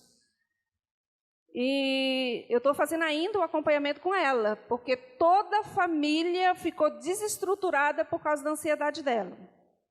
Então, a menina de 6 anos, quando eu perguntei para ela qual era o sonho dela, ela falou assim que o sonho dela era ganhar dinheiro para ajudar a pagar as contas da casa. 6 anos. Imagine uma criança que está com um peso desses nas costas. A preocupação dela era de perder a mãe, o medo da mãe morrer, medo de não ter dinheiro para pagar as contas. E era um medo tão grande que a mente dela ficava acelerada. E a ansiedade foi tomando conta e todo mundo da casa ficou nervoso. E aí ela foi ao médico, o médico pediu para levar o psicólogo. E caso não resolvesse, ela teria que ser medicada com 6 anos, porque não conseguia controlar a ansiedade. E aí eu comecei o tratamento com ela, ela tinha uma baixa autoestima muito grande. Quando eu perguntei o que ela gostava nela, ela falou: tia, eu não gosto de mim. E ela falou assim, eu falei: o que você tem de bonito? Seu cabelo é bonito? Seus olhos? Não, tia, eu sou muito feia. Eu queria ter os olhos azuis e queria ter o cabelo com cachinho. Quer dizer, ela não se aceitava, né? E eu tratei isso, e ela, na outra sessão, ela voltou, e a mãe dela disse que ela estava tão feliz. Por quê? Porque na sessão eu trabalhei com ela essa questão dela olha para sua mãe. Que jeito que é? Você parece com quem? Ela amava tanto a mãe, que tinha tanto medo de perder a mãe, e ela tinha os traços da mãe. Quando eu fiz com que ela olhasse para ela e visse a mãe dela, quem ela admirava tanto, ela começou a gostar dela mesma. Aí ela fala assim: hoje eu sou linda, eu sou como minha mãe. Meus cabelos são lindos. Uma menina com cabelo lindo, uma menina linda. Mas ela não se achava linda. Então a gente trabalhou isso, e eu tenho acompanhado ela, acompanhado a família, para que ela consiga superar isso, porque a ansiedade dela é muito excessiva. E aí, a terapia que eu passei para ela, quando ela começasse se preocupar, eu descobri o que deixava ela relaxada. Então, a mãe não deixava ela pintar, não deixava ela desenhar, e era a única forma que ela tinha de relaxar, da mente parar. Aí eu comprei cadernos para ela, dei coisas para ela, falei: ó, incentiva, porque às vezes é a forma dela controlar a ansiedade. Quando ela pega um papel e começa a desenhar. Quando ela começa a ouvir uma música que ela gosta. Quando ela vai fazer alguma coisa que ela gosta, de sair, passear. E aí foi tirando a ansiedade dela. E ela sabe lidar com isso. Ela: tia, já não estou preocupada mais. Porque Papai do Céu, trabalhei a fé também. Papai do Céu está cuidando de tudo, não vai deixar nada acontecer com a mamãe. E eu vou dormir no meu quartinho sozinho, porque eu sei que tem um anjo cuidando de mim. Então, a gente trabalha também com a fé. Eu tenho muitos casos de meninas de 14 a 16 anos.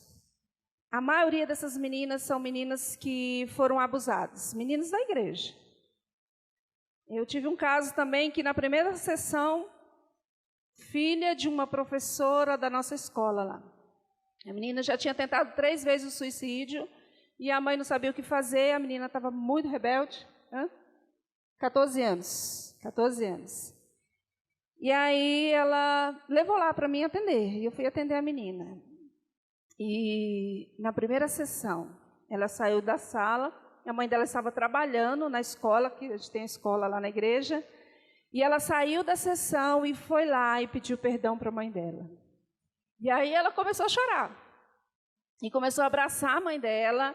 E aí a outra professora viu, a minha secretária disse: o que está acontecendo? Que está todo mundo chorando. Né? Naquele momento ali, ela conseguiu entender o que a mãe dela passava. Ela conseguiu entender o porquê que ela tinha sido deixada na casa do tio. E, na verdade, ela falou comigo, mas eu não tenho autorização para poder falar. E ela confessou que tinha sido abusada pelo tio. E ela não tinha tido coragem de falar com a mãe. Por isso que ela estava se mutilando, por isso que ela tentou o suicídio. Então, o que aconteceu? Depois que ela foi embora para casa, ela confessou para a mãe, falou o que tinha acontecido, e nesse caso a gente pôde orientar o que ela deveria fazer, a mãe veio conversar comigo, mas hoje ela está bem. Ela tem conseguido superar isso. A maioria das meninas. Outro caso também, tem um caso aqui de uma líder de louvor, de uma igreja também, que duas líderes de louvor, casos diferentes.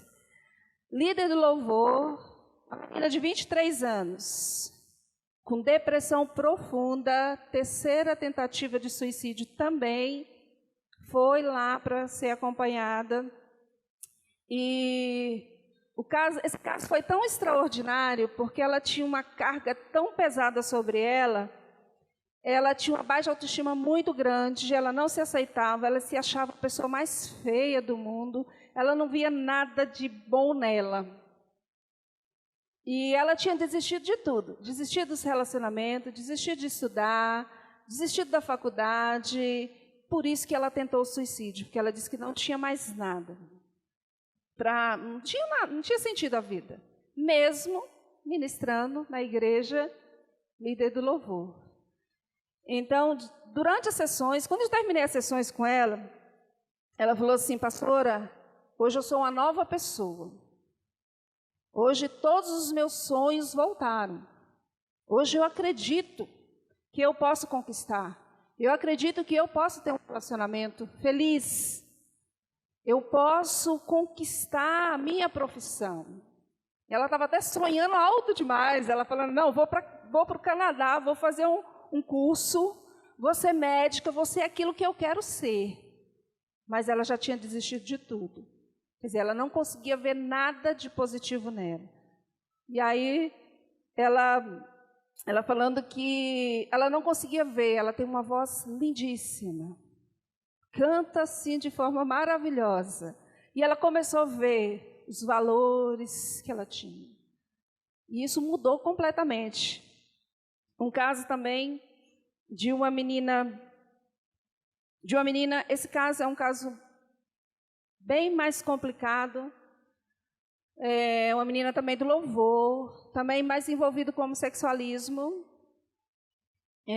Como é cristã, a gente trabalha a fé também, né? E nesse caso é um caso muito complicado, a gente tem acompanhado essa menina, mas assim, do louvor, mas ninguém sabe. E ela já passou 3 anos na igreja envolvida com outra menina. E ela diz que não consegue entender o porquê. E as decepções no relacionamento com o homem levou ela a se envolver com mulher. Né? Então, assim, esse caso nós estamos ainda acompanhando, mas é um caso assim muito triste.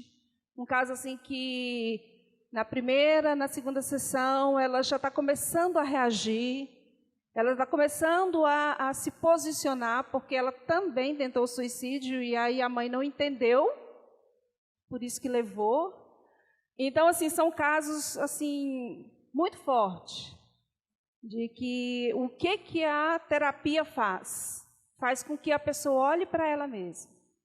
Ela consiga enxergar os defeitos que ela tem, as qualidades também. Ela consegue lidar com aquilo que faz mal para ela. Porque para uns pode não fazer mal algumas coisas, mas para o outro faz. Então, individualmente, cada um de nós temos os nossos medos, as nossas frustrações, e se a gente não souber lidar com isso, isso vai fazer o quê? Mal. A nossa alma vai ficar ferida e a gente não vai conseguir caminhar. E a gente pode desistir de viver e de ser feliz.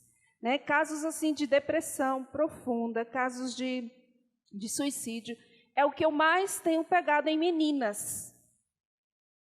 Né? Meninas que sofrem muito dessa área de 14 aos 16 anos. Tá bom? É que ela tem muito assunto também para falar. Obrigado pela participação, Delma. O tempo já está passando, né? Você sabe quais são Por exemplo, sabe que o cigarro e a bebida são portas de entrada para os vícios, as drogas mais danosas, né? Como crack é altamente viciante, né? Depois vem cocaína, etc. e tal. E o crack é essa mazela. Hoje, Cracolândia, quase toda grande cidade tem uma. Assim como o cigarro e a bebida, que são legais no Brasil, são portas de entrada para as drogas ilícitas e que destroem nossa sociedade, tá? A ansiedade está para as doenças psicossomáticas. E o que Jesus disse? Não andeis ansiosos por coisa alguma. Por que nós, né, convivendo dentro de uma comunidade evangélica, dentro da graça, a gente anda ansioso? Você viu essa criança? 6 anos, preocupada, querendo trabalhar para ganhar dinheiro e se tornar rica para resolver o problema da mãe. Então, as crianças somatizam os nossos problemas. Agora, imagine um pai de família que não tem trabalho, né? Vai na igreja, ora, e o comportamento dele não permite que ele receba as bênçãos de Deus, porque ele está sendo rebelde, ele não se conhece, ele tem conflitos. O pastor ora, pastor, a gente faz campanha, mas a pessoa não muda de comportamento. Então, o comportamento dele não muda. Então, ele não recebe as bênçãos que deveria. Por quê? Porque se Deus dá um trabalho no dia, ele se afasta da igreja. Tem membros assim na igreja aqui, eu tenho certeza que não tem, mas na minha tem. Lá tem, a gente fez campanha, a pessoa estava desempregada, estava na igreja. O dia que recebeu, se afasta do evangelho. Nunca vai aprender, vai ficar sempre desempregado para poder ser salvo, ou vai ficar empregado e vai para o inferno, porque ele não sabe dividir as coisas. Então nós temos esses conflitos. E a ansiedade, irmãos, tem destruído a nossa comunidade. Hoje, olha, por exemplo, síndrome de borderline e outras tantas, de burnout, por exemplo, que tem atingido pastores. A maioria desses pastores e pastoras que estão se suicidando é porque eles têm um cargo, uma responsabilidade, e aí eu vou defender aqui o pastor um pouco, né? O fardo que os pastores carregam sobre si, espiritual, já é muito pesado. Tem os sociais, tem o do dia a dia, do relacionamento, de não poder resolver esses problemas. Então, como pastor, eu me senti, pastor, meio impotente. Falei, meu Deus, parece que o evangelho não é que o evangelho não mudou, não é que a graça mudou, é que as pessoas estão doentes da alma, precisando ser curadas. Olha só o que a pastora falou aqui, né? Como psicanalista, ela atendeu a criança, descobriu, ficou vendo que a menina estava sendo abusada, a menina, sem nenhuma provocação, só de ouvir e dela confessar, ela vai lá, pede perdão para a mãe, depois vai contar aí que a família vai descobrir que ela estava sendo abusada. E aí, então, a gente encaminha o processo para a família tomar decisões. E isso é o que mais acontece. Mais da metade dos nossos pacientes, de mulheres e homens que chegam lá, passaram por algum tipo de trauma sexual, seja na infância, ou na adolescência, ou até depois de casado. Uma certa vez entrou uma senhora no meu gabinete, comigo e minha esposa. Essa irmã nunca mais voltou para a igreja, nunca mais. Ela chegou. A gente não estava exercendo como psicanalista. Ela chegou, entrou e começou a falar da vida dela. Ela foi tão... Ela se constrangiu, a gente não conseguia pará-la. Ela surtou, literalmente, ela surtou. E ela falou dos sentimentos dela, falou que ela foi abusada pelo marido, falou, e saiu correndo para a casa dela. Quando a filha dela veio procurar para mim e falou, pastor, o que você fez com ela? Eu falei, não fiz nada. Mas é o seguinte, procura um médico. Vai para um psiquiatra, ela precisa do remédio agora. Não, eu vou levar para o irmão. Não é libertação, irmão. Não faça isso. Não piore a situação. A mulher não estava com demônio. Ela estava surtando emocionalmente. Por quê? Porque ela não aguentava mais guardar aquele segredo há anos e anos. O marido que estava com ela, dentro da igreja, tinha estuprado ela, violentado ela e casou-se forçosamente com ela. E ela guardou aquilo e o tratamento, anos e anos e anos, criando filhos, aquilo foi somatizando. Ela surtou, ela explodiu, a gota d'água. Ela sumiu da igreja. Nós fomos atrás, conversamos com ela, não voltou. Qual era a definição? Ela ficou com vergonha de nós. Quando uma pessoa chega no gabinete hoje, usando mais técnica, a gente não deixa falar tudo de uma vez, a gente parcela. Porque senão a pessoa extravasa e depois fica com vergonha.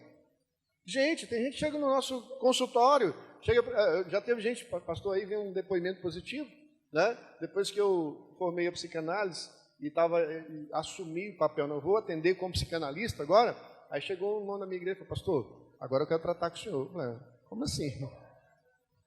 Não, porque eu quero falar uns negócios com o senhor, mas como pastor não tinha coragem de falar, não. Tem gente com vergonha de confessar pecado, que acha que o pastor vai disciplinar, que acha que o pastor vai punir, vai expulsar da igreja. Esse medo tem gerado problemas também, viu, pastor? Então, assim, eu acho que pastores também, nós também precisamos ter esses cuidados. E aqui vem uma informação bem interessante. Quem precisa fazer psicanálise? Todos. Principalmente os que dizem, eu não. Quem diz que não precisa é o que mais precisa. Porque eu preciso acompanhar, eu preciso me avaliar, né? A vantagem de fazer curso de psicanálise junto com o meu Drama, porque ela não deixava esquecer que eu estava fazendo. Você está fazendo isso, você está fazendo aquilo. A gente ficava o tempo todo testando no outro. Então teve essa vantagem. Adolescentes,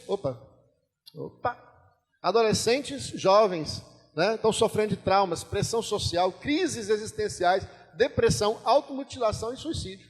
Homens sem autoestima, falta de maturidade, dificuldades com o papel na sociedade, na família e na profissão. Gente, um dos maiores problemas que nós temos hoje para os nossos homens e para os nossos jovens é que, por exemplo, qual é o sonho de todo jovem? Ficar rico, ter uma profissão bem-sucedida. Passar num concurso público. Isso não leva felicidade a ninguém. Tá? Algumas pessoas pensam que eu sou invejoso. Alguns falam, esse pastor deve ser invejoso porque ele é do ministério, ele não é funcionário público. Porque as nossas crianças são forçadas, principalmente no DF, é o lugar do Brasil que mais tem nível de depressão por conta exatamente da cobrança social. Os nossos jovens, eles crescem pensando, eu tenho que ser como meu pai, eu tenho que ser policial militar, eu tenho que ser professor, eu tenho que ter uma profissão, senão eu não sou ninguém. Gente, quem diz que funcionalismo público é profissão? A estabilidade que o país não oferece não pode ser imposta. Aí o que acontece? Você pode ser funcionário público, glória a Deus, aleluia. Mas o que acontece? É que a pessoa vai fazer o primeiro concurso e ela consegue passar. Ela não vai entrar para uma área que é a vocação dela. E é isso aqui que é o problema. As pessoas estão fazendo o quê? Ela está exercendo uma profissão que não é dela. Aí fica o médico que não atende bem os pacientes, por quê? Porque não é feliz. Está num emprego bom, mas não é feliz. Vai para casa, ele está triste, briga com a mulher, por quê? Porque ele não foi feliz na profissão dele. É a mesma coisa de um pastor que tem chamado e foge do chamado. Vai ficar igual o Jonas, rebelde. Então, nós estamos tendo muito isso. A pessoa vai vários concursos. O que passar, ela entra e fica, e não busca para mudar, depois acomoda. Aí fica aquele funcionário ineficiente, infeliz e cheio de doença da alma. Aonde estão os maiores níveis de atestados médicos? Vai pesquisar. É o professor que não aguenta, não é apenas porque é difícil, às vezes é porque ele não está feliz como professor. Não está feliz. O médico que não está feliz. É o policial que está tirando os outros ali, gente. Não é porque ele não está feliz na profissão, não. Aí somatiza, vai somando, dificulta. Tá? Mulheres são campeãs em complicações de toda a ordem, síndromes diversas e falta de domínio próprio, recebendo grande carga. As mulheres estão assumindo o papel dos homens, porque os homens afrouxaram. Desculpa, pastor, aqui eu sei que não tem esse problema, mas lá na minha igreja tem. Lá tem homem frouxo, que eu sento com eles e falo, irmãos, o que pior é a gente fala, irmãos, acorde, você é sacerdote. Os caras ficam assim, Eu estava tratando uma paciente esses dias, um casal.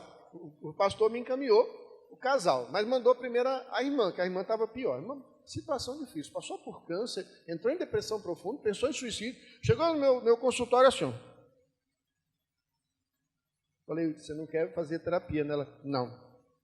Foi o pastor que mandou? Foi. Falei, então não vou fazer terapia com você não. Se você não quiser. Aí comecei a conversar com ela. Fui conversando com ela, no final ela falou, tá bom, vou fazer, tá bom, mas você vai fazer um acordo comigo, vamos até o fim, 8 sessões no mínimo, 8 a 10. A igreja estava pagando tratamento para ela. Aí ela falou, a igreja está investindo em você, você está sendo amada. Olha nos meus olhos, ela não olhava nos meus olhos. Tanto baixa autoestima e rebeldia. Assim, a pessoa está estressada, não aguenta mais, ela já falou com o pastor, já foi no psicoterapeuta, já foi no psicólogo, já foi no psiquiatra, está tomando medicamento, enfrentando um câncer, o segundo câncer, né? Passou por 2 cirurgias, a pessoa está, eu quero acabar com a minha vida. Não é às vezes porque ela está querendo ir para o inferno, não, irmãos. Ela está querendo pedir ao Senhor fazer igual o Jonas. Senhor, por exemplo, Elias, né? O maior exemplo de depressão da Bíblia. Ele venceu os 400, 300, 700 profetas ao todo, mais de 700 que ele venceu lá no dia. E depois ele foi para a caverna e pediu a morte. Jonas também pediu a morte, né? Então, a ansiedade, a gente vive uma vida ansiosa, a gente não tem mais tempo para orar, não tem mais tempo para conversar, não tem mais o sós com Deus, aí vem o lado espiritual e falta aquela base. Aí corremos atrás de ganhar dinheiro, corremos atrás disso, corremos atrás daquilo, daqui a pouquinho a gente está super cansado, não tem tempo para Deus, não tem tempo para a alma, não tem tempo para a vida espiritual e culpa o pastor, e culpa a igreja. Aquela igreja não me satisfaz mais. Mas aí o que está acontecendo? Nós estamos sobrecarregados. Interessante aqui, amados, que o processo psicoterápico ele é crescente e transformador, tá? Exige confrontos também, assim como na igreja. Só que aí, pastor, o que eu entendi, nós também que somos pastores precisamos ser acompanhados também. Então, por isso esse livro é voltado para a igreja, para quebrar esse mito, né? Porque eu quero declarar aqui uma coisa muito tranquila. Se você for procurar um psicólogo, um psicoterapeuta, até um psiquiatra, procure ser tratado com um que tenha a mesma fé que você tem. Porque as divergentes linhas, assim como na teologia tem linhas teológicas, na psicologia, na psicanálise, tá? em todos os ramos da ciência voltada para ser humano, para o lado emocional, tem também as suas linhas. Tá? Não precisa fazer coisa de flores, de florais, de pedras, de cristais, né? Esses tipos de terapias não. Mas procure alguém que vai entender você. Né? O pastor Alencar, por exemplo, né? Ele está aqui, está amando, está fazendo o possível, mas às vezes a gente não está com aquela... Né? Eu não vou falar isso para o pastor Alencar, não. Então esse irmão chegou para mim e falou, pastor, eu não queria falar, não tinha coragem, não, mas agora eu sou psicanalista, né? Agora eu posso contar. Ele me contou os pecados dele, tudo. Eu falei, meu Deus, e agora? Aí ele era líder, né? Eu falei, e agora? Não posso disciplinar ele? Miserável. Me pegou direitinho. O irmão me pegou direitinho. Aí eu falei, bem, mas se você agora sabe que eu não posso disciplinar, porque eu te ouvi como psicanalista, mas como pastor eu te disciplinaria, o que você vai fazer? Aí ele se autodisciplinou. Mas ele continuou amigo e continuou fazendo a terapia até no final. Ok? Então nós estamos seguindo. Vamos correr que o tempo passa. Está acabando já, viu, pastor? Não. Líderes não tratados. E aqui é uma palavra que a gente tem dado, não é para o pastor, viu, pastor? É para todos os líderes da igreja. Isso do ponto de vista espiritual, e nós estamos falando das emoções e da alma. Líderes não tratados em suas emoções inviabilizam, no simples aconselhamento pastoral, às vezes, atender às necessidades reais dos membros, porque não tem percepção. Eu tenho alguns pastores, amigos meus, que mandaram ovelhas. Você manda ovelha para qualquer lugar? A gente não manda, irmãos. A gente só manda para quem a gente confia. Amanhã eu estou recebendo no gabinete, 9 horas da manhã, a primeira sessão, vai ser de um pastor, amigo meu, comprou meu livro, foi lá, e ele ligou para mim hoje, Carlos, tem um horário amanhã para mim? Eu estou com um membro da igreja aqui, ela está com, aquilo que eu falei no início, né? Parece que ela está com características que se assemelham à bipolaridade. E o pastor não sabe mais o que fazer com ela, ele ajuda, ele ora, ele está pagando o preço. Ele falou, não, eu vou lá te ajudar, vê se você me ajuda. A gente vai tentar ajudar, vamos ver o que é. Mas assim, isso é um ato de humildade, reconhecer e encaminhar para alguém que conhece o processo, que pode ajudar. Alguns pastores enviaram ovelhas para mim, eu devolvi as ovelhas saradinhas. Né? Essa casa da irmã lá, que ela está se referindo, o líder do louvor está lá firme, está trabalhando com o pastor, está feliz da vida, está rendendo o ministério. A igreja pagou a terapia para poder cuidar dela. Tá? A gente cobra lá baratinho, por exemplo, a parceria dos irmãos. Pastor, não é dinheiro, não, irmãos, manda para cá, vamos ajudar a irmã. Porque era uma questão de traumas, dificuldades que ela tinha com ela mesma. Não era um problema estritamente espiritual. Era da alma, da mente, dificuldade de conciliar o eu consigo mesmo, entendeu? Como tratar pessoas se não somos tratados? Aqui esse é aquele princípio, né? A necessidade constante de atualizações, aperfeiçoamento está presente em todos os segmentos da sociedade. É isso que o seu pastor, quando chama a gente aqui, quando faz um seminário, está querendo que você faça, você o quê? Seja aperfeiçoado. E ele também está correndo atrás, está lendo o livro, está estudando, entendeu? A igreja e seus líderes não escapam a essa realidade. Nós estamos sempre numa sociedade crescente. E hoje, amados, estudos mostram que até 2025, antes de 2030, a metade da população procurará um psicoterapeuta para fazer tratamento. Mundial, tá? Mundial. O Japão é um dos países que tem maior nível de suicídio no mundo. Eles têm até comum livros que ensinam como a pessoa se suicidar, honrando a própria vida e os seus familiares. No Brasil, o suicídio está acontecendo mais por todos os meus pacientes que eu tenho, que eles falam de suicídio. Eles estão com um tremendo vazio. Como que pode um crente em Cristo Jesus sentir vazio, irmãos? Eu não consigo isso conceber na minha ideia pastoral, mas na minha ideia como psicoterapeuta eu entendo. Aí eu entendo os conflitos, as crenças, as convicções, a forma como ele cresceu, a forma como ele recebeu esse evangelho, a forma como ele vê Jesus, que não é a forma que Jesus é. É questão de convicção, de crença. A crença foi mal implantada, a semente, né, é perfeita, mas foi engendrada, às vezes plantada de forma diferente, em conceitos e preconceitos. Por exemplo clássico que acontece muito no meio das nossas igrejas, no meio evangélico, quando um filho, seja de pastor, seja de líder, seja do diácono, mas um filho de crente, vê o crente dentro da igreja uma bênção, em casa um diabo. É o pai que espanca, os pais que brigam, os pais que xingam, que falam besteira, tem comportamento diferente em casa e na igreja. Ele cria uma dificuldade, fala, não, peraí, meu pai na igreja é uma bênção, meu pai em casa é outra coisa, diferente, minha mãe na igreja é uma bênção, lá em casa é outra, é um inferno. O que ele vai fazer quando ele chegar aos 18, 14 anos, 15 anos? Ele vai sair da igreja, porque ele associa que a igreja é o quê? A igreja ele culpa a igreja. Porque ele entende, não, lá na igreja está tudo bem, mas então a igreja está ensinando as pessoas a andarem com máscaras. E não é verdade, a igreja não ensina. Não é isso, pastor? A gente não ensina. Eu já falei, eu nunca ensinei ninguém a mentir, roubar, nem trair. Onde que as pessoas estão aprendendo essas coisas? Lá fora. Mas quando elas querem culpar, elas fazem o quê? Elas fazem aquela transferência, projeção, e projeta nas pessoas que estão lhe cobrando uma atitude moral, que é a igreja. Porque o evangelho perturba as pessoas. Porque a nossa mensagem é de salvação, é de mudança de comportamento. E exatamente no comportamento que nós estamos sendo afetados. Aí, como eu não me comporto mais como eu deveria, eu crio uma crise existencial, porque eu tenho Cristo, tenho o Evangelho, mas não me comporto. E aí a minha alma vai ficando doente. Eu vou ficando incoerente. A fé não vai tendo sentido. Então é preciso acertar essa parte da mente da pessoa e tratar isso com cuidado. Quem me dá uns 5 minutos, por favor? 5 minutos? 5, 10, 15, 20, 30, 40. Tá bom. Eu sempre quis usar essa, nunca tinha pego, consegui pegar os irmãos. Isso aqui é para encerrar, espiritualização e desumanização. Tenho-vos dito essas coisas para que em mim tenhais paz. No mundo tereis mas tem de bom ânimo, eu venci o mundo. Então vivemos tempo de desumanização da pessoa. O cristianismo pregado nos púlpitos tem sido muitas vezes tem espiritualizado o ser humano demais, esquecido do que ele precisa. Por exemplo, é aquela ideia, não estou falando aqui da sua igreja, da minha igreja, que a gente não prega isso, pastor, mas o que se tem pregado aí e fora, muitas vezes é isso. As pessoas são o que ela vale. Se ela der uma oferta boa na igreja, ela é bênção, senão ela não é bênção. Então, essa espiritualizando demais o ser humano, não aceita que uma pessoa que serve a Deus enfrente conflitos e dores. Poxa, quem perde, irmãos, uma pessoa, um familiar, mesmo que a gente saiba que ele vai para o céu, a gente sofre dores e a gente tem que lutar.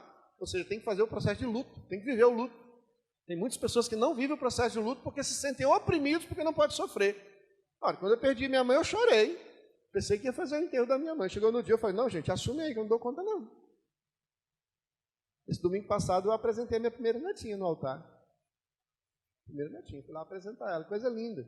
Mas já teve dias que eu apresentei criança de manhã, de noite, de manhã tinha enterrado alguém, no meio do intervalo tinha ido no aniversário de outra pessoa. Conflitando de morte, vida e felicidade no mesmo dia. E eu tenho que chegar lá, feliz para um, triste com o outro, feliz na hora e autoridade ainda. Então esse conflito nos líderes na nossa vida também alcança as nossas ovelhas no dia a dia. A gente tem que viver, e a gente muitas vezes não tem essa estrutura, não está preparado. Vivemos tempo de desumanização. Então, ansiedade, depressão e outros transtornos são plenamente humanos. Muitos homens de Deus na Bíblia sofreram conflitos inerentes ao ser humano. O fato de ter Cristo em nós não nos desumaniza, mas agrega o espiritual, mas continuamos humanos. Tá? Não rogo os que os tirem do mundo, mas livres do mal. Isso aqui para encerrar. Quais são os principais transtornos mentais que estão inseridos aí que nós falamos? Ansiedade, bipolaridade, transtornos depressivos, obsessivos, compulsivos, psicóticos, alimentares, estresse pós-traumático, personalidades, né, que aí vem borderline e outras tantas, neurocognitivos, desenvolvimento, somatização, dissociativo, disforia de gênero, que é a questão, disfunções sexuais, eliminação e parafílicos relacionados à questão de efeitos de medicamentos. Então, são conflitos que estão presentes aí, principais transtornos que estão acontecendo no nosso dia a dia. Para encerrar, e aqui realmente a gente encerra agora de fato, quando nós estamos... Eu trouxe alguns livros aí. Você pegou lá, pastor, os livros? Tem alguns livros, se você tiver interesse de adquirir, tá? Você pode levar para casa, ele vai explicar principalmente esse conflito, pastor, tentando desmistificar. Mas eu sempre lembro, busque uma pessoa que você conheça, um profissional que o seu pastor conhece, outra pessoa, um psicólogo cristão, um psicanalista cristão, porque senão eles vão te orientar baseado na convicção e na fé pessoal deles, ok? Eu tenho capacidade de chegar no meu consultório e atender uma pessoa espírita e tratar dele do mesmo jeito, como eu estou atendendo. Amanhã eu vou atender uma paciente que ela veio nessa semana, hoje eu já confirmei com ela, ela estará lá. A mãe dela, eu dei uma palestra numa igreja, uma irmã da igreja ouviu a palestra, falou para ela é católica, e a filha católica. A filha está vivendo crise de suicídio também, tentando se suicidar, tentou mutilação na última semana, quinta-feira, está tomando ansiolítico, tomando remédio, né? Controlador de humor, etc.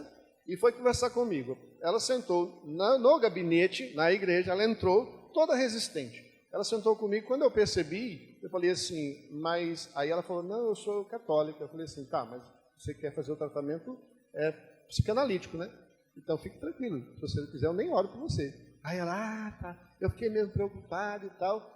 Eu vou atender ela, mas eu vou orar por ela, eu vou conversar com ela, mas eu não estou ali preocupando em ganhá-la para Jesus, historicamente. Eu estou querendo salvar as emoções dela, porque ela, sendo tratada nas emoções, ela vai se abrir, invariavelmente ela vai ver o amor de Deus, invariavelmente ela vai ver em mim algo especial, ela vai ver em mim, ela vai se atrair para a igreja, ela vai pensar, vai procurar uma igreja próxima da casa dela, ela vai ver que alguém a amou. Então, a psicanálise, sobretudo e acima de tudo, irmãos, é amar o próximo. Só que nós não estamos trabalhando a psicanálise, por exemplo, como pastor que eu sou, eu não trabalho da perspectiva humanista, né, de encher o coração da pessoa. Não, mas de recuperar a autoestima necessária, dela realizar, ver realmente o que está acontecendo de errado com a vida dela, ela poder tratar e cuidar, tá bom? Eu quero agradecer ao pastor pela oportunidade. Saindo ali, se alguém quiser fazer alguma pergunta, se alguém quiser também adquirir o livro, está ali atrás, ali com a pastora Delma. E esse livro, com certeza, vai te explicar um pouquinho mais sobre a questão desses conflitos diários na vida cristã, que a gente vai poder passar. Pastor, muito obrigado pela oportunidade. Eu agradeço a oportunidade de vocês. Que Deus abençoe ricamente essa igreja e que você tire um pouco, se tinha alguma barreira, tire a barreira da psicanálise e pense nessa possibilidade de você, de repente, está passando alguma dificuldade, alguma coisa que não está conseguindo resolver, já sentou com o pastor, já sentou com Jesus e tal. De repente, é um momento de você procurar uma ajuda de um profissional e evitar isso evoluir mais. Tá? Os pastores estão me vendo pessoas porque estão vendo, pastor, a gente já orou, já fez de tudo, mas a gente não consegue atender essa irmã. Às vezes a pessoa está com uma crise egoísta, querendo sofrer, querendo ver a luta, por quê? Porque ela não está se entendendo. E aí ela vai para o psicanalista, vai entender, vai descobrir o que está errado, vai sofrer os seus traumas também, mas vai sofrer também os seus confrontos. E aí a cura vem necessariamente, a não ser que a pessoa não queira. Tá bom? Deus abençoe vocês.